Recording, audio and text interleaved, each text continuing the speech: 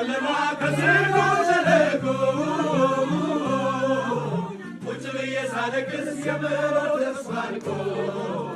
ኢየሱስ የሚባል አንድ ወዳጅ መጣልኝ አንተ እኮ ልጄ ነህ አይዞህ አታልቅስ አለኝ አታልቅስ አለኝ አታልቅስ አለኝ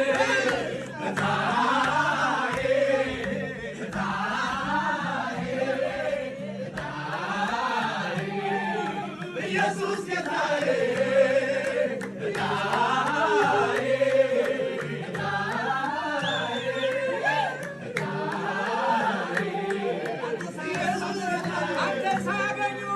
አንተን ሳያገኙ ሞት ወሰዳቸው